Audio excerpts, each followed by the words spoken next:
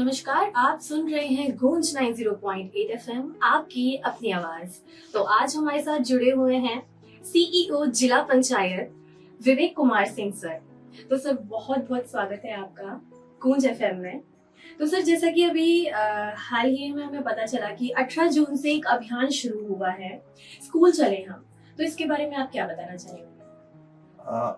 सबसे पहले तो मैं गूंज के प्लेटफॉर्म को धन्यवाद देना चाहूंगा कि आप लोगों के माध्यम से हम लोग भी बहुत सारे लोगों से जुड़ पाते हैं। ये जो स्कूल चले अभियान है, तो ये अपने स्कूल में जितने भी बच्चे जा रहे हैं स्टार्टिंग फ्रॉम क्लास फर्स्ट और उसके बाद में 12वीं कक्षा तक, तो ये सारे के सारे बच्चों के लिए है। बेसिकली इनिशियली इसका मैंडेट ये है कि सारे के सारे बच्चे स्कूल में आए और फिर जो भी वहां पे अपनी पढ़ाई होती है अच्छे से करें। शिक्षक भी साथ साथ में उतनी ही बच्चों के साथ में स्कूल में उतनी ही रुचि है। जी। नेक्स्ट सवाल से मेरा ये है कि हम ये जो अभियान शुरू हुआ है, इसमें हम कितनी उम्र के बच्चों को टारगेट कर रहे हैं? जैसा कि मैंने अभी कहा कि जितने भी बच्चे स्कूल में जा रहे हैं starting from standard 1 to standard 12, तो फिर आप ये मान के चल सकते हैं कि 5 से 6 साल के बच्चे से लेके अप्रोक्सीमेटली 16-17 साल के बच्चे तक को हम लोग इसमें टारगेट कर रहे हैं।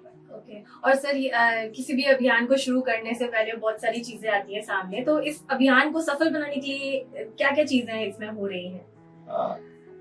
एक तो सबसे पहले कलेक्टर मैम की इसमें बहुत ही ज्यादा रुचि रही है जी। और फिर राज्य शासन के जैसे भी निर्देश रहे हैं उसके अनुसार हमारे शिक्षा विभाग के डीओ साहब और साथ साथ में डीपीसी साहब भी बहुत ही अच्छे से काम कर रहे हैं। उनकी पूरी टीम हो गई, बीआरसी हो गई, बीओज हो गए जी। और अपने निचले स्तर के सारे शिक्षक हो गए। इसमें सभी की बहुत ही बढ़िया सहभागिता है और फिर इसका एक फीडबैक भी मैकेनिज्म तैयार हुआ है कि यदि किन्हीं भी बच्चों को कोई भी समस्या है तो फिर वो लोग डीओ साहब के माध्यम से, डीपीसी साहब के माध्यम से सीधे सीधे अपने बिंदु को उठा सकते हैं और फिर उसको हम लोग संभवतः 24 घंटे के भीतर हम लोग उसको एड्रेस करेंगे। और सर जैसे कि अभियान है, लोगों की तरफ जा रहा है, इसके बारे में लोगों तक बात पहुंच रही है, तो आपको क्या लगता है कि पेरेंट्स इन सोसाइटी का क्या रोल होना चाहिए इसमें? देखिए, एडमिनिस्ट्रेशन का भी एक सिग्निफिकेंट रोल है और फिर जो आपका पिछला सवाल था उसमें एक बिंदु ये भी है कि जितने भी जिले के अधिकारी हैं सारे के सारे स्कूल्स में जा रहे हैं और फिर सभी बच्चों के साथ में at least may be 45 minutes, may be 1 hour समय बच्चों के साथ में बिता रहे हैं। उन लोगों को प्रोत्साहन देने का प्रयास कर रहे हैं। बट ये जो डिस्ट्रिक्ट एडमिनिस्ट्रेशन है, ऑफिसर्स हैं, शिक्षक हैं, उनके साथ साथ में पालकों और फिर एज ए सोसाइटी सभी का बहुत ही अच्छा रोल है और फिर बहुत ही सिग्निफिकेंट रोल है।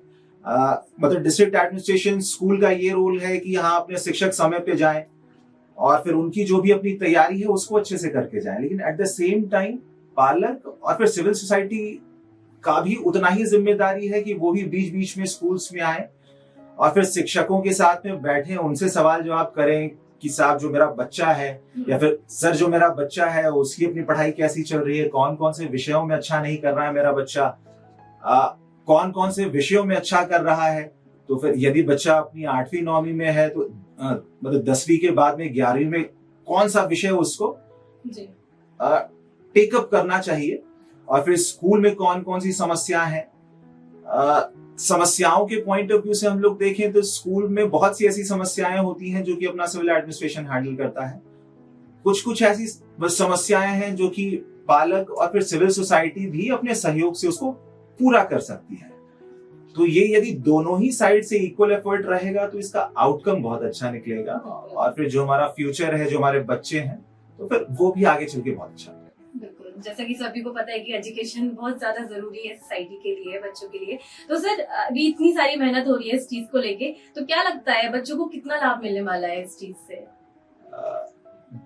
मेरे हिसाब से ये जो पूरा एफर्ट हो रहा है ये फर्स्ट टाइम नहीं है।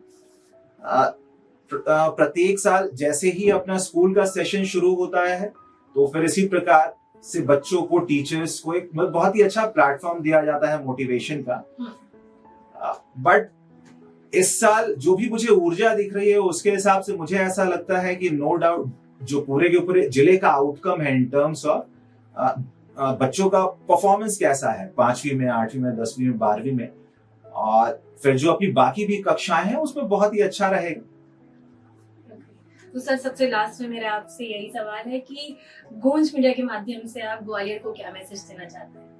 ग्वालियर के बच्चों और पालकों को मैं यही संदेश देना चाहता हूं कि शिक्षा एक ऐसी सीढ़ी है जिसके माध्यम से समाज में हम लोग जहां पे भी हैं उससे बहुत ही ज्यादा ऊंची छलांग हम लोग लगा सकते हैं।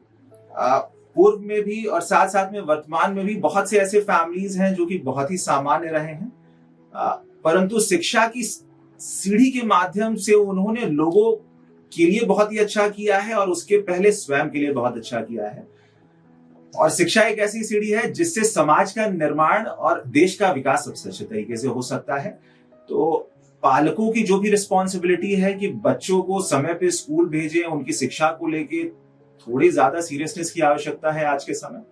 और फिर एट द सेम टाइम शिक्षकों के भी पॉइंट ऑफ व्यू से मुझे लगता है कि उनकी भी तैयारी पिछले साल से ज्यादा बेहतर होनी चाहिए और उनकी भी स्कूल में जाने की फ्रीक्वेंसी, उनका जो अटेंडेंस है, जिस भी समय उनको स्कूल में पहुंचना है उस समय पे उनको स्कूल में पहुंचना चाहिए।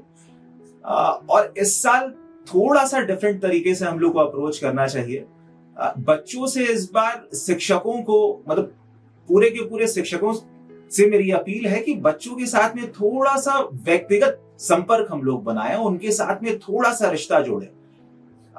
थोड़ा सा रिश्ता जोड़ने से फायदा ये होगा कि उनकी समस्याएं अपने को ज्यादा अच्छे से समझ में आएंगी और उनका आउटपुट हम लोग ज्यादा अच्छे से निकाल पाएंगे और जो अपने देश का भविष्य है वो ज्यादा बेहतर हो पाएगा। बिल्कुल सर, उम्मीद है सब लोग आपकी बात को समझेंगे, फॉलो करेंगे। Thank you so much sir अपना समय देने के लिए। Thank you.